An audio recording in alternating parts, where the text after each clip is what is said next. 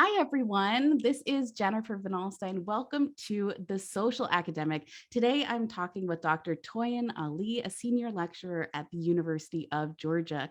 Toyin, I'm so excited to have you on The Social Academic and to feature you. Would you mind introducing yourself for everyone who's listening? Yes, so I am Toy Ali. I'm so excited to be here. Thank you for inviting me. As you mentioned, I am a senior lecturer at the University of Georgia. And so I'm a teaching faculty member. So I do a lot of teaching, meet with a lot of students. My go-to is those introductory level math classes where I can show students who believe that they're not good at math, that they can be great at math and they can That actually would be me. enjoy it. So that's like my personal challenge I have every semester. And then on top of being a senior lecturer, I also run my own business called the Academic Society, where I help graduate students with time management and productivity. And I also have a consultancy where I help other academics with their businesses and setting up systems so that they can have a semester-proof business that runs while they're super busy in the semester. Oh my gosh, that is so much stuff. And it's amazing that you're making it all work. You're a teacher, you're helping graduate students actually navigate their time in grad school, and you're helping other academics who are wanting to start businesses like yours. So that's amazing. And you must be good at time management. Otherwise, you wouldn't have time for it all. So I think it's great that you're helping other people with that too. Now, I love how open you are in your bio on your website about how grad school kicked your butt and how time management and productivity made such a difference for you. I'd love for you to talk more about that and maybe your book, Grad Boss. Yeah, graduate school is definitely an interesting experience and journey. A lot of people have negative thoughts associated to grad school, but once I really got the hang of grad school, it actually became great, and I ended up having a great experience in grad school, which a lot of people do not. And what I found was it's really like that underlying soft skill that makes grad school so different. It's the time management and productivity skills that we aren't taught in grad school, but are expected to just do. And so those time management and productivity skills, they're like underlying everything. And those are the things that help you actually have time to do your research while you're teaching classes, while you're taking classes, while you're going to seminars and presenting and all of that stuff. And so what I found from graduate students, and even myself when I was a graduate student, it's very overwhelming and there's a lot to do and it's hard to figure out what to do first. And so when you're struggling to figure out what to do first, it kind of just paralyzes you and you kind of do nothing. And that's where the procrastination happens. That's where the burnout happens. So I really like to jump in and help students figure out what to do first and how to manage all of that. So when I started graduate school, I thought that I was pretty prepared because I did undergraduate research. My mom has a PhD, so she told me about grad school, but something about experiencing it was just completely different. I had to learn that my undergraduate study habits were just not going to suffice in grad Hmm. school. I learned that other students were actually spending time before class doing readings. And that's not something I ever had to do in undergrad. And so it was like learning how to make time for those things that I'm not used to putting in my schedule and figuring out Hmm. what priorities should be as a graduate student. And I would say once I figured that out, and once I figured out how to learn math, which is funny, that is when I really got a handle on grad school. So I know my answer is getting a little long, but I will No, say in it's my so first good. semester of grad school, I took a course called topology, and it was something that I had never even heard of in undergraduate school. And so that class was just so foreign to me, and I didn't do the best. I'm sure I would have passed the class, but my professor ended up giving me an incomplete. And so Okay. then in the next semester in the spring, I had to meet with him every single week and prove theorems on the board from that class every single week. And there were tears involved. But in that process, I learned, oh, this is how you learn math. And from then on, I knew exactly how much time I needed to spend in my classes. I knew what I needed to do to actually understand what was going on, how much time I needed to allot for my homework. And once I figured that out, I feel like everything was just unlocked for me. And while grad school was still a lot of work, I enjoyed the experience. Oh, thank you for sharing all of that with me. And, I think that it's really interesting because I see a lot of people on social media, especially talking about how, they wish they had parents who went to grad school and who'd experienced some of that, or maybe who were academics themselves, to be able to highlight some of that hidden curriculum once you get to grad school. It's the things that most people just don't know about grad school. But what I'm hearing from you is that even though your mom had a PhD, there were still a lot of things that you had to learn, that you had to teach yourself, and you had to figure out how to do. And it sounds like that one-on-one attention from the professor who gave you that incomplete provided you some of those resources to be able to replicate that in other areas of your grad school life. It's a really interesting story. So thank you so much for sharing that with me. Is that something you talk about in your book, Grad Boss?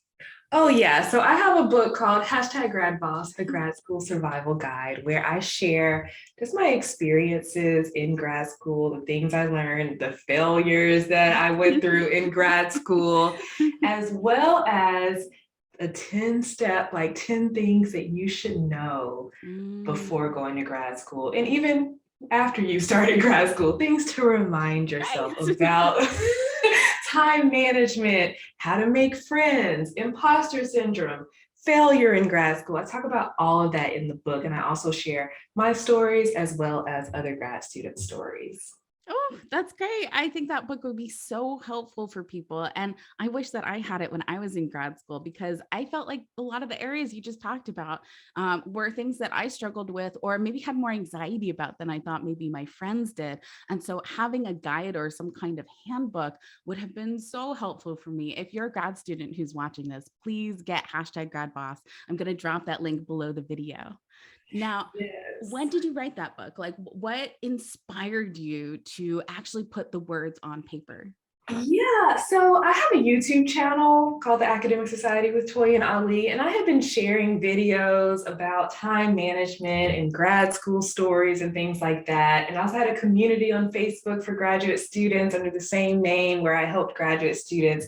And something that I learned about grad students is they're reading all of the time. Mhm. So I'm a mathematician, and I will say the reading was very minimal. It was mostly practicing problems, working things out. When I got to the research portion, then I would read papers. The math papers are so short, like 6, 7 pages, like they're very That's short. short, yeah. And so when I'm talking to all these grad students, they're telling me about how much they're reading, how much they're reading. And I'm creating video content. Yeah. And I was like, I should probably try to meet them where they are. They're already reading. Yeah. Maybe I could put my knowledge into a book. And so I posted in my Facebook group. I was like, hey, I'm thinking about writing a book about surviving grad school. Does that sound like a good idea? Would you read it? And what would you want me to talk about? And they were all like, oh my goodness, yes, I would love a book. Here are the things I want you to talk about. They listed about 10 things, and those became the 10 chapters in my book. So it was really inspired by the people who you were already working with, who were already in your community and who already needed your help. And they actually helped outline the topics and ideas that you wrote in the book. I love that. I love that it Yes. was like inspired by social media. That's so cool. I know. And I didn't answer your question. You asked me, when did I write it? I believe it was the summer of 2018. Okay. And let me tell you, or maybe it was the summer of 2019, but something that I talk a lot about for grad students in grad school is you don't want to do this alone. You don't want to be isolated. And it really helps to have accountability. Like I've noticed that the difference between making a plan and actually following through is the accountability. So whenever I set to do a task, I'm going to try to build in the accountability. And so I've never written a book before. I'm not a writer. I don't call myself a writer, even though I guess I am because I wrote a book. Yeah, But I you're was a like, writer. the only way I'm going to do this is if I have people along the journey. And so I had this program that's now called Focus, but at the time it was called Productivity Accelerator. And I was like, anybody doing some writing over the summer? Anyone writing on their thesis, dissertation, writing, publishing papers? do you want to write with me? So I actually got grad students involved. And so we would sit on That's Zoom for like so hours cool. each day. We would talk about our goals and we would use the Pomodoro technique and like write for about 45 minutes, chat, write for another 45 minutes. So I wrote the whole book in about 6 weeks in the summer, mostly with other graduate students. Wow, and those co-working writing sessions, that is awesome. And Pomodoro says that's something that worked for you, and it works for everyone else because everyone can kind of follow the same kind of timeline doing these smaller, shorter tasks. Wow, that's so cool. You got it done in only 6 months. That's Or six amazing. weeks. What, 6 weeks? Is that what you said? Oh, actually, I lengthened that. That's incredible. So 6 weeks brought you hashtag grad boss, and that was inspired by graduate students who are in your community and written with graduate students in the same kind of virtual space, and while you were talking about your goals and everything in 6 weeks. That is such a cool story. I'm really glad I asked about that. Now, you talked a little bit about how social media is something you use for your community, but what does your online presence look like? Like, what social media platforms are you on? Do you have a website? What is your online presence? Yes, I do have a website. I would say I started with the website. So I just like a Okay. home base for my brand. And that is where I would put my blog posts back when I was writing regular blog posts. And I would create freebies or like lead magnets. So I would create some type of value for my audience in exchange for their email address. So I would say my website and then my like email newsletter. Those were what I built up first. And then Nice. I remembered a dream that I had back when I started grad school. So I started grad school in 2016. I loved YouTube. YouTube was everything for me. I watched all kinds of videos, learned about how to do my hair, my makeup, what to wear, like all of the things. And I when I first started grad school, I was like, I really want to be a YouTuber. But I had this YouTube channel called like YouTube University, where it would just be me trying to follow YouTube tutorials and do things. But then my mom like shared my videos to everyone she knew, and I got so embarrassed. I was like, no, I'm not doing this again. That's so funny. She probably shared them because she was really proud of you. You were like, no, mom, what are you doing? And you know what? And what's funny is I have a YouTube channel now. Mhm. So I think the difference is my YouTube channel now is something that like I believe in. Like I would push past being embarrassed because I know that what I'm telling people would actually be helpful for them. So being able Right. to help someone overcomes that feeling of wanting to like shrink and hide, because I'm a very introverted and shy person. Oh my gosh. So so you wouldn't guess that I have a YouTube channel. So after I started my website and newsletter, I was like, let me do this YouTube thing. So about 6 months later in 2017, I started my YouTube channel. And so I would post a YouTube video every single week. So that is where I am the That's a most lot. consistent. Yeah. And then occasionally I post on Instagram.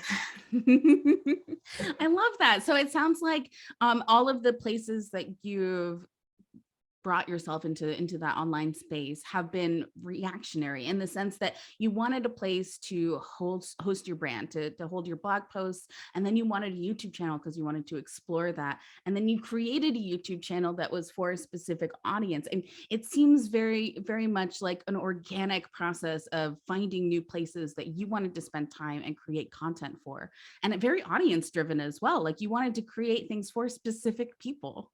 Is that right?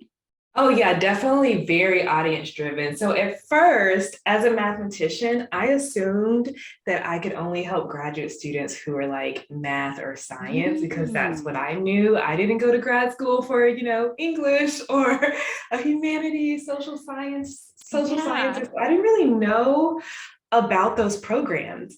But when I was making my videos and blog posts for the STEM students, I had people in the humanities and social sciences saying, oh my gosh, this is so helpful. I wish I knew this.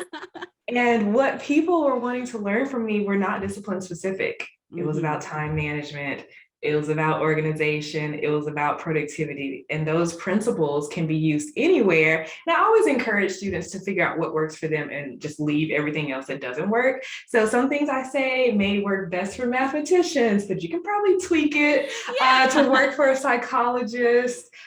So yeah, I very much just followed what my audience wanted from me. And so it wasn't just grad school in general, it was time management and productivity. And then as I grew my business, people started asking, well, how are you doing this business thing and being a lecturer at the same time? So here I am, business consultant for academics. So it just naturally progressed as my audience grew. Whew, I just love that. And it sounds like maybe YouTube was your favorite social media platform. It's something that Yeah. you were watching a lot and then you created a channel because you enjoyed creating videos for it. Is that right? Yeah, very much so. Yes. What do you like most about YouTube? Like what you said you were getting like makeup tutorials and all sorts of stuff that you were learning. So was learning an important aspect of watching YouTube videos for you? Yeah, I think so. I think because I'm very much an introvert, but I'm also an Enneagram 5. And if you know anything about Enneagram 5s, we're investigators. We love information. We like to know all of the information. So whenever I'm learning something, I am just feeling joy. My friends make fun of me because I will sit and watch these video essays that people do on YouTube. I don't know if you've seen them, but they're like 2 to 8 hour videos on YouTube where they deep dive, have thesis statements about like What? pop culture. Yes, I Oh recently my watched one gosh. on the Vampire Diaries. Oh, I Like like the nothing Vampire even Diaries. serious, but they dive deep into each character, into the storylines, the different Oh. seasons, what made them work, what made them, and I'm just fascinated by that. And so Teenage me would have been like mind blown over this because I loved LJ Smith books when I was like in middle school and high school. It was like before they were re-released, before the Vampire Diaries was a TV show. So like middle school me would have been like all over that 8 hour video discussion of that. That's so great. I didn't know that there were such long videos on YouTube. I mean, my interviews are like maybe 40 minutes to an hour, like max. And that seems like really long. And I'm like, oh my gosh, no one's gonna watch the entire thing. But people do. And then they email me and they're like, this was so helpful. And now I'm hearing that even like longer videos are performing well, that people are creating this new type of essay, like video essay content. That's so fascinating. I love it. I love it so much. And so the long ones I do, it takes me a few days to watch it all, but I Yeah. always go back. And so it's almost like Ooh. getting a peek into someone else's brain watching YouTube videos and how they Yeah. like format the video, how they choose to share the information. I just find that like fascinating. And I find it somehow easy for me to just sit in front of a camera and just like share my thoughts. And because it's still being an introvert, I'm in a room alone talking. Yeah. But I don't know. I feel like my video presence is nice. People respond well to me on video, and I enjoy consuming that type of content. Yeah, that's really interesting. I talk with professors often about, encouraging them to do a little video for their website or a little video for social media. Because when I was watching 15 Minutes of Shame, like a documentary about Monica Lewinsky on HBO Max, one of the professors who was interviewed for this said that even seeing someone's facial expressions for a couple of seconds, even like 15 seconds of it, makes a massive difference for how people understand us as people, how they can connect with us emotionally because of those facial expressions, and how before that, people don't really seem like real people.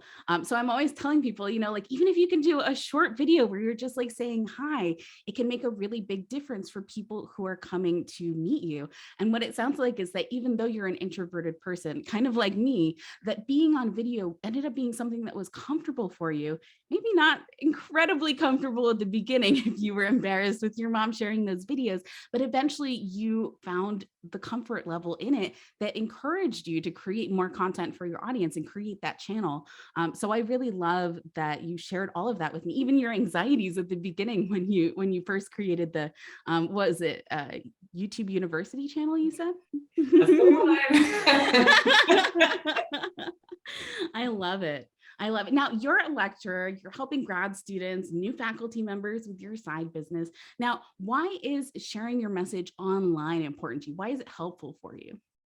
Yeah, I think it's just a way to impact more than just my school. So when Hmm. I'm teaching in my school, we're a big research university, but I'm part of the small class size initiative. So most of my classes have Oh, 19 students or less. I'm reaching very oh, few students at a time, which is great for teaching.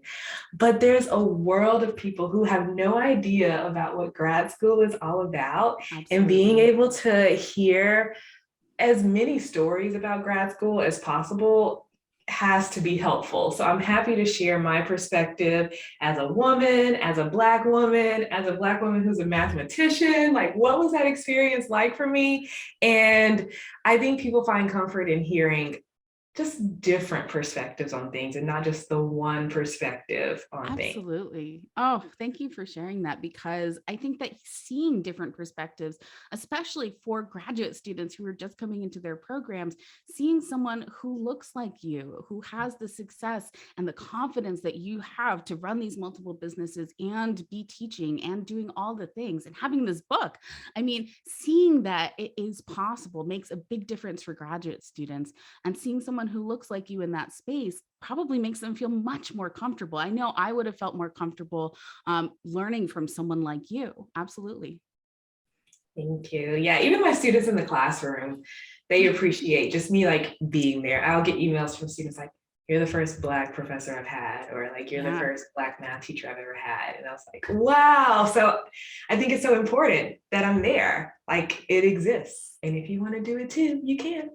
and that's why you still teach, right? You know, you have the successful business, but you want to still teach.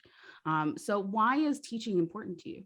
Oh my gosh, I love it so much. It is literally my dream job. I feel so much joy and so much fulfillment from teaching. I can't imagine doing anything else.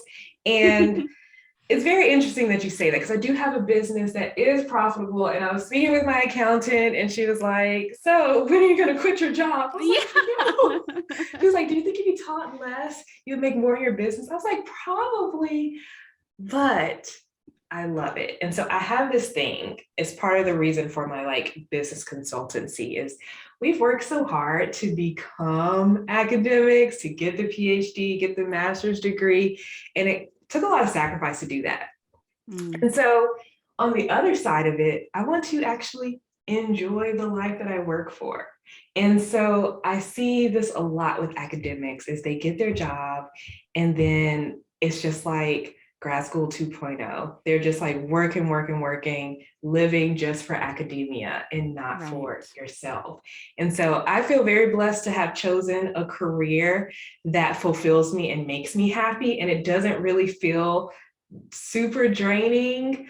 And it doesn't feel like, oh my gosh, I can't wait to get away. It's something that I'm excited to do every single day. But also I have this other life that's outside of academia. And that actually fuels me and makes me even more excited to go back to the classroom.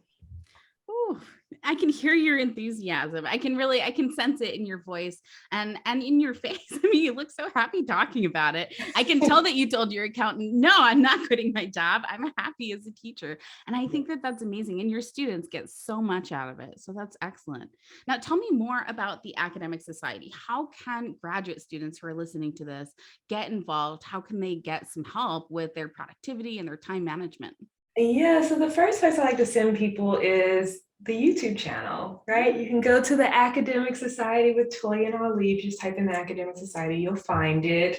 And I have playlists about time management, about my teaching blogs, and all of that. So that's the first place I would send people. The second place would be to join my mailing list, so my email list. So I have a lot of free resources, one being my class on what to expect in your first semester of grad school. Oh So my that gosh, is a incoming grad students, sign up for that because that's gonna be super helpful. yes, and it's basically I've noticed, there are some things that students don't realize about academia and about grad Mhm. school, and I want to let them know what it is before they get started so they can prepare themselves. So signing for anything on my website is a way to get involved with the newsletter, and then also joining my community on Facebook. So if you're on Facebook, I have a Facebook group called the Academic Society for Grad Students. Students are in there asking questions, chatting it up, meeting new people inside of that group every single day. Oh, I love that. Well, I will include those links below the video. That way, anyone who's coming to watch can be sure to join your Facebook group, sign up for your mailing list, and check out those YouTube videos. I think it's going to be so helpful for graduate students, and that's incoming graduate students. And if you're in grad school and you know you can benefit from some of these skills, be sure to check out those videos. I know it will help you. Now, Toyin, is there anything else you'd like to add before we wrap up? I would just like to say it's super important to understand why you're doing the things you're doing because it like Mhm. fuels you. It gives you the motivation. Like I heard someone say, "Oh, I just want to go to grad school so I can get those three letters, PhD." And I was like, "Oh, that's not enough. Grad school is a lot, and you're going to need something a little bit more than just wanting fancy letters behind your name. There's a reason why you want to do this." And so I always encourage students to get deeply connected to why they want to do this, why they want to go to grad school, why they want to be an academic, and like talk about it with others because it's a great connection point and it can help motivate you and fuel you to help you keep going when it gets tough. It sounds like it can help you make more informed decisions. Like no one's telling you not to go to grad school or to do a different program or to get better with your goals, but talking to other people can encourage you in new ways that you might not have even thought of yet. So I know that talking with other people in grad school was massively helpful for me. I met a lot of people online who helped me not only just like choose what classes were going to be most beneficial, but they helped me with actually talking to professors and like standing up for myself when I needed it. If I didn't have community in grad school, I definitely would not have been as successful. And I wish that I had the productivity and time management skills that you were teaching because I think that could have been really helpful to me. I am a procrastinator and I know it. So that kind of like action based and accountability based thing that you were talking about, grad students, if you're listening, sign up for that mailing list and check out those videos because it's going to be so helpful for you. And be sure to get your copy of #GradBoss. I will drop the link below so you can pick up your copy of that handbook, help you get through that first year of graduate school. Toyin, I'm so glad you joined me for this interview. How can people get in touch with you afterwards? What's your handle on social media? Yes, so I am on Instagram at the academic society underscore. That's where all the grad school stuff is. But if you Great. are like already an academic and possibly thinking about having your own business, I talk about more personal stuff and more businessy stuff on my other handle at Dr. Toyin Ali. Great. Thanks for sharing that with me, Toyin. And I hope you have a wonderful rest of your day. This has been an awesome interview. Thank you so much.